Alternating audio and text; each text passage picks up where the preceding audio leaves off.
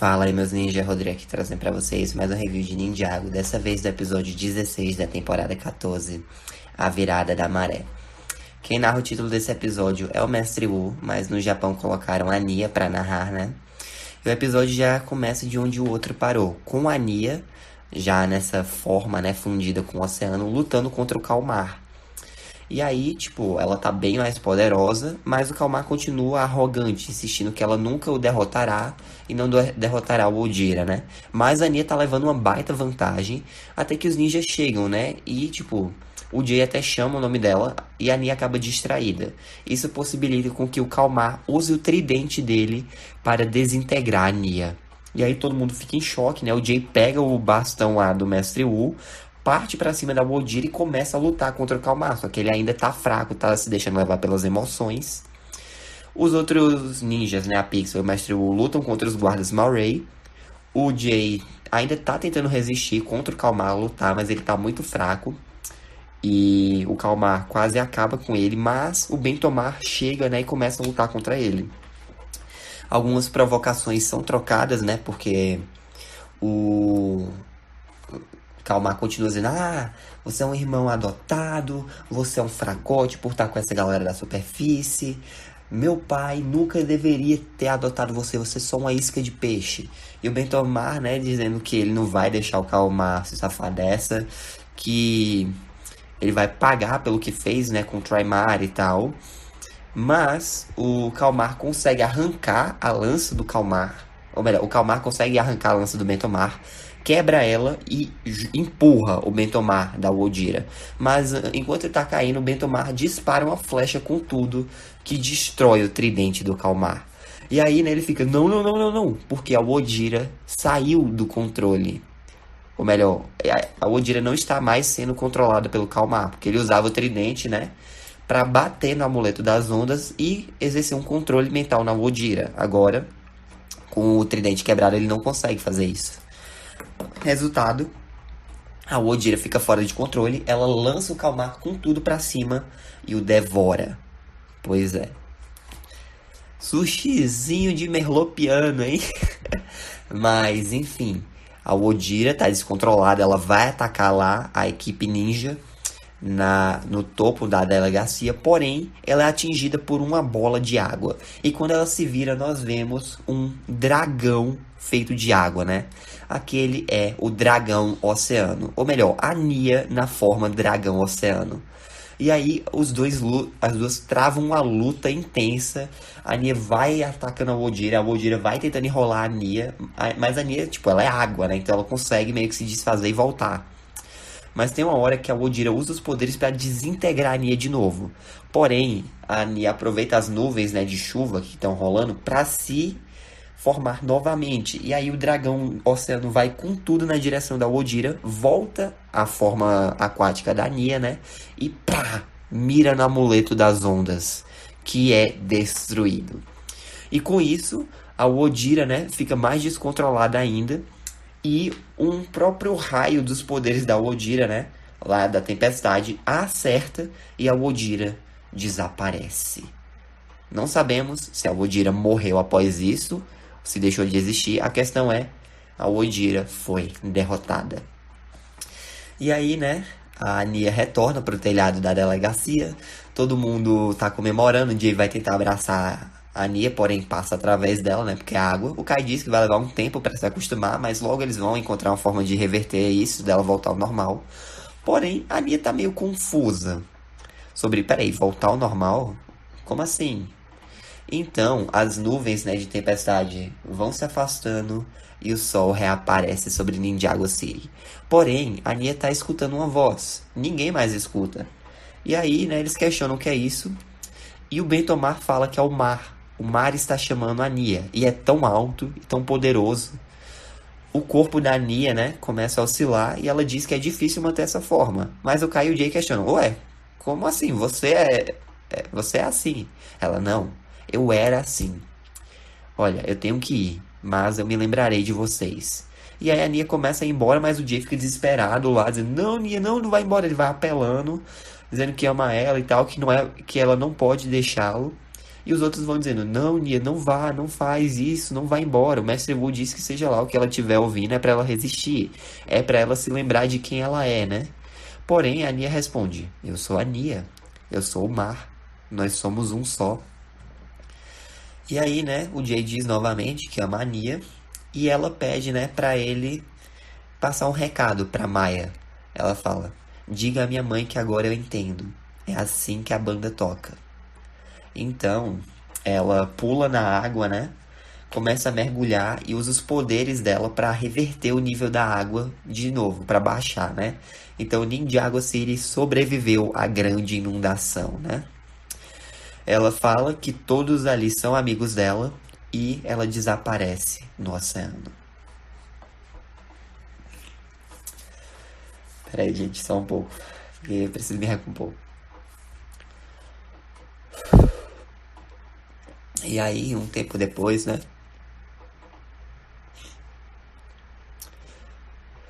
Um tempo depois, nós vamos para o monastério. Vemos que o Jay tá observando uma foto, né, dele com a Nia. E aí a Maya aparece e tal. Vê que o Jay tá triste, ela também tá. E os dois admitem que que eles queriam poder ter se despedido da Nia. Inclusive o Jay passa, né, a mensagem pra Maya que a Nia pediu pra dizer pra ela que é assim que a banda toca. A Maya fica, uou. E aí o Jay pergunta o que isso significa, mas ela diz que é um lance entre as duas, né? Então, o Kai e o Cole aparecem. O Kai abraça a mãe. O Cole vai confortar o Jay, né? O melhor amigo dele. E eles meio que saem em caminhos separados. O Jay até se pergunta se o Derek e a Skylar receberam as notícias e vão vir, né? E o Cole tem certeza que sim. E o Jay diz, eu espero que sim, que todo mundo venha. Eles deviam saber o que a Nia fez por eles. É o mínimo que eles deviam fazer é aparecer. E aí eles abrem, né, a porta do monastério e vem uma galera chegando lá. Todo mundo pra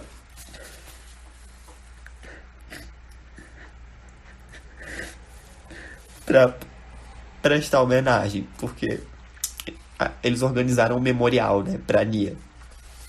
E aí, tipo, tem uma urna ali no meio. A galera vai com alguns potes de água, derramando água dentro da urna. O mestre Wu faz um discurso, né?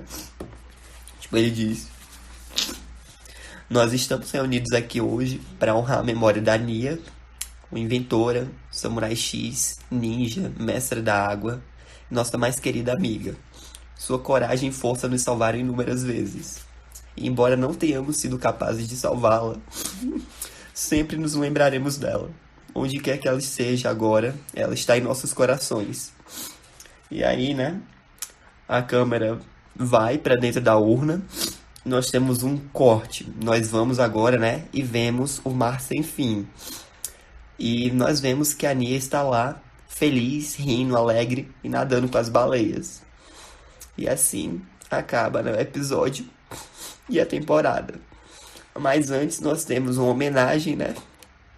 Um texto lá dizendo em memória ao nosso amado Kirby Morrow.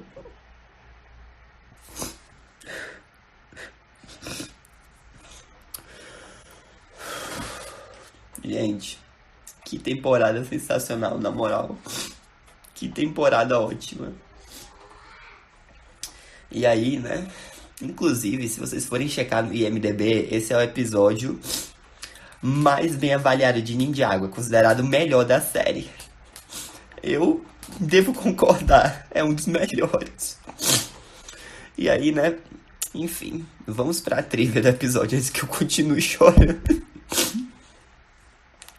Esse episódio é o final, né, daquele arco de 2 partes que nós vimos que começou na ilha e agora foi pra Seabound, né, que é o arco O Abismo e a Inundação. O sacrifício da Nia concretiza uma possibilidade mencionada pelo Tommy Anderson em uma entrevista com Brent Miller em 2018, ou seja, na época que estava saindo Filhos de Garmadon. Porque nessa entrevista, o Tommy Anderson declarou que ele achava que o Jay e a Nia ficariam juntos para sempre. A menos que eles quisessem mudar isso por causa de algum ponto do enredo da história, em algum momento, né? Como é que eles fizeram isso? Inclusive, o próprio o Tommy Anderson tava chorando, tava soluçando alto quando leu o roteiro final desse episódio que o Brian Schutt entregou pra ele, né? Lá na cena do Memorial da Nia, nós vemos vários personagens de temporadas anteriores, incluindo vários personagens secundários, né? Inclusive, quando perguntado sobre a falta de aparições do Ed e da Edna, os pais adotivos do Jay, nas últimas temporadas, o Tommy Anderson falou: olha, eles não são exatamente personagens cruciais, mas eu acho que eles apareceriam em um evento importante, como um casamento ou um funeral. Na moral, velho. Isso é que é destruir os sentimentos, porque a gente sabe que graças à promessa Yin Yang, o Jay e a Nia estavam noivos. Aí vocês vão e me fazem isso, vocês separam os dois de novo. Na moral, velho.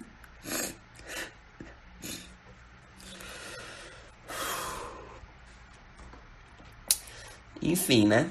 Nós podemos ver a Skylar, o Ed, a Edna, vários personagens, né? Inclusive esses três que eu acabei de citar são os únicos personagens que aparecem que ainda não tinham aparecido em episódios animados pela Wild Brain. Mas, ao contrário da Skylar, o Ed e a Edna têm designs completamente diferentes, porque são baseados nos designs deles do filme de Ninjago, porém sem os aventais, né? E a Edna também tem um acessório de cabelo diferente. Surpreendentemente, o Carteiro, o Cyrus Borg, o Lu, o Scott e todos os mestres elementais, exceto a Skylar, não compareceram ao memorial da Nia. Tipo, o resto dos aliados principais dos ninjas e de temporadas anteriores apareceram, mas esses aí não.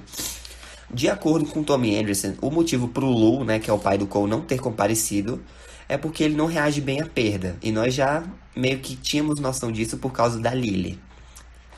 O Cyrus Borg não compareceu porque está numa cadeira de rodas e não podia subir as escadas. Porém, os Cyrus Borg estavam no monastério no finale da temporada 10. Embora seja possível que naquela ocasião ele tenha pego, né, carona no Bounty. E como nós vimos nessa temporada, o Bounty foi danificado de novo no episódio 14. Então ele não podia voar, só continuar como navio. Inclusive, na parte em que a Nia volta pro telhado, né? O Cole diz: eu sabia que você ia conseguir. Essa é uma frase que foi reutilizada de quando ele parabenizou a Nia lá na temporada 11, no finale dela, depois que a Nia supostamente derrotou a Borrow, né, aquele dragão de gelo. Da mesma forma, as últimas palavras do Jay pra Nia foram reutilizadas do episódio 15 da temporada 12, depois que a Nia foi transformada num cubo de energia lá no Prime Empire. Isso provavelmente foi feito para reduzir o tempo, já que a maior parte dessa temporada foi produzida com os membros da equipe trabalhando remotamente em casa, devido à pandemia da Covid-19. Tem 3 falas nesse episódio, que tiveram foreshadowing feitos pelo Tommy Anderson no Twitter. Tipo, ele mudava o nome de usuário e colocava uma frase. Era um foreshadowing para algumas frases. A primeira delas foi a da Nia, é assim que a banda toca. Depois do Kai, vai ser preciso se acostumar com isso. E a do Cole, acho que sim. Basicamente, essas frases foram o nome de usuário dele um tempo antes do episódio lançar. Inclusive, a terceira fala, né, que é a do Cole, acho que sim, se refere à cena em que o Jay pergunta se o Derek e a Skylar receberam a mensagem. E por que essa frase é significativa? Porque foi a última fala do Kirby Morrow na série. Pra quem não lembra, né, o Kirby Morrow era o dublador original, o ator que dava a voz do Cole no idioma original, em inglês. Mas, infelizmente, ele faleceu no ano de 2020. E esse foi o último episódio em que o Kirby Morrow fez parte do elenco, né, de vozes. Por quê? Porque ele gravou as falas dele pra temporada, ou melhor, para os episódios que lançaram em 2021, que foram respectivamente da ilha e dessa temporada, ele gravou antes de falecer em 2020. Inclusive, o título desse episódio, né, é um trocadilho com a expressão virar a maré, que significa reverter uma situação. Pegaram pesado esses roteiristas, hein? Inclusive, muita gente questionou a atitude do Kai em relação ao sacrifício da Nia. E de acordo com Tommy Anderson, o motivo para o Kai não ter reagido ao sacrifício da Nia da mesma forma que o Jay reagiu É simplesmente porque as pessoas reagem de maneiras inesperadas ao luto e ao choque. Você vai aprender isso com a vida. Pessoas diferentes reagem de formas diferentes. Tem pessoas que se isolam, tem pessoas que ficam com raiva, tem pessoas que apenas precisam de um tempo para processar tudo em silêncio. E por isso, né, que nós temos dois extremos. Temos o Jay, que era o noivo da Nia, e temos o Kai, que era o irmão dela, lidando de formas diferentes. A Maya também estava bem triste, o Ray, os pais dela. Vamos passar para as referências culturais, que é só uma, né? Na cena em que o Cole tá lutando contra os guardas merlopianos, ele arremessa o martelo dele da mesma forma que o Thor faz com o Mjolnir nos filmes da Marvel. Por fim, vamos falar sobre a continuidade desse episódio, que é um pouco extensa. A forma como Kalmar arrancou a lança do Mentomar com o tentáculo é igual ao que ele fez com o cajado do Wu lá no episódio 10 dessa mesma temporada. Antes de partir, né, a Nia tocou no rosto do Jay da mesma forma que ela fez quando estava prestes a morrer pelo veneno da Viúva de Tigre lá no final da temporada 6. Pra vocês verem como os roteiristas pegam e brincam com o nosso emocional mesmo. A cena final do episódio, né, com a galera reunida no monastério, é bem parecida com a última cena da temporada 10. Porém, o tom e o contexto, né, das cenas é completamente diferente. Lá eles estavam comemorando por terem derrotado o Zone. Aqui não, aqui eles estão no memorial em homenagem a Nia. Esse é o primeiro episódio a conter o sacrifício de um dos ninjas desde o episódio 14 da temporada 11. No caso, quando o Zane, né, empurrou o Mestre Wu do ataque que a Asfira lançou contra ele, que o baniu para o reino do jamais. Aquela frase lá, é assim que a banda toca, né? Remete justamente ao diálogo que a Nia teve com a Maya lá no episódio 4 dessa mesma temporada. Essa temporada teve um monte de foreshadowing. O sacrifício da Nia mesmo foi um foreshadowing lá no episódio 12 dessa mesma temporada, quando a Maya comentou que estava feliz, né, em ter vivido uma última aventura com a Nia. Outra dica foi no episódio 4, quando a Maya disse pra Nia que ela nunca teve que fazer um sacrifício tão grande antes. Aquela foto que o Jay tá observando dele com a Nia foi tirada no finale da temporada 9. E por se tratar de uma imagem de um episódio animado pela Will Film APS, ela tem um estilo diferente de animação daquele que nós vimos ao longo do episódio. Inclusive é a terceira vez que uma foto da Will Film é vista em um episódio animado pela Wild Brain. As outras vezes, se não me engano, foram no episódio 2 da temporada 12 e no episódio 13 da mesma temporada. Esse episódio possui algumas semelhanças com alguns que nós vimos anteriormente, né? Por exemplo, o finale de Ascensão das Cobras, Reinício e Mestre da Montanha. Vamos separar por partes. O que esse episódio tem de semelhante com o Dia do Grande Devorador? O vilão da temporada é consumido pela serpente gigante que despertou. No caso, o Pythor é engolido pelo Grande Devorador e o Kalmar é engolido pelo Odira. Embora o Kalmar não tenha sido engolido de imediato que nem o Pythor, porque o Grande Devorador já surgiu, já engoliu o Pythor e o Mestre Wu. Já o Odira não, ela ainda ficou fora de controle por um tempo até jogar o Kalmar pra cima e o devorar, porque ele tava batendo na cabeça dela tentando controlá-la. Outra coisa, os ninjas acreditando que a Nia morreu é bem parecido com o que eles acharam que aconteceu com o Mestre Wu ao ser engolido pelo Grande Devorador. Mas no final, ambos sobreviveram, né? Outra semelhança, as serpentes lutam contra um dragão durante a batalha final. O Grande Devorador luta contra o Ultra Dragão e a Odira luta contra o Dragão Oceano.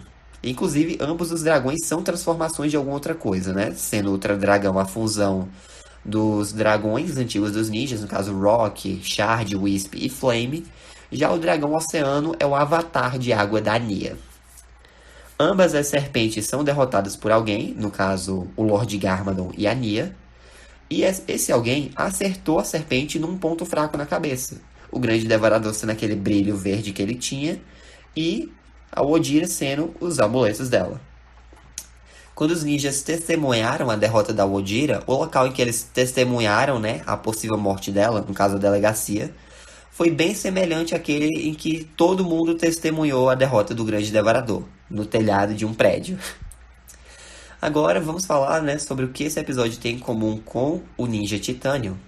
Bom, assim como no final da primeira temporada, as 3 batalhas aconteceram em Ninjago City. O protagonista da temporada, no caso o Zane, lá na temporada 3, e a Nia nessa, se sacrificaram para derrotar o antagonista, no caso, a Godira e o Overlord, usando seus poderes elementais, água e gelo. Um memorial foi feito para ambos os ninjas publicamente, né? Porém, o memorial da Nia foi tratado como tal. Já o memorial do Zane foi tratado como um funeral mesmo. Tanto é que uma estátua dedicada a ele foi construída. Por fim, vamos comentar as semelhanças que esse episódio tem com o filho de Lily. Ambos os artefatos importantes da temporada, no caso, as espadas da libertação e o amuleto das ondas, foram destruídos quando alguém lançou raios sobre eles. No caso, a Nia e o crânio de Razador. Ambos os ninjas foco, né, Nia e Cole, conseguem derrotar o antagonista final, alcançando poderes de nível mais alto por estarem em sintonia com seus poderes elementares. A Nia se fundiu com o Mar Sem Fim no episódio anterior, e o Cole aproveitou a terra ao redor dele nas masmorras de Shintaro, né, para desbloquear o Burst de Spinjitzu. No final do episódio, ambos apresentam uma despedida. No caso, a Nia voltando para o mar, né? E os ninjas deixando o reino de Shintaro. Bem como um evento centrado em uma personagem feminina. No caso dessa temporada, foi um memorial em homenagem a Nia. E no outro foi uma cerimônia de coroação da Vanya como rainha, né? Outra curiosidade, os 2 ninjas foco, a Nia e o Cole, cumprem uma mensagem de suas mães, Maya e Lily. No caso da Maya, foi aquele lema, é assim que a banda toca. E no caso da Lily, foi aquela promessa de sempre enfrentar aqueles que são cruéis e injustos. Quando o Cole e o Jay estão saindo lá do monastério e avistam os cidadãos reunidos, né, pro memorial, a música que toca é a mesma de quando o Lloyd está sendo parabenizado pelo primeiro mestre Spinjitzu no final da 4ª temporada, naquele outro plano. Inclusive, esse é o primeiro episódio da Wild Brain a mencionar o fato de que a Nia foi uma inventora e já foi a Samurai X anteriormente. Mas é isso, gente. O vídeo ficou bem longo, mas é porque tinha muita curiosidade mesmo. Espero que vocês tenham gostado. Esse final foi sensacional. E a temporada como um todo, né?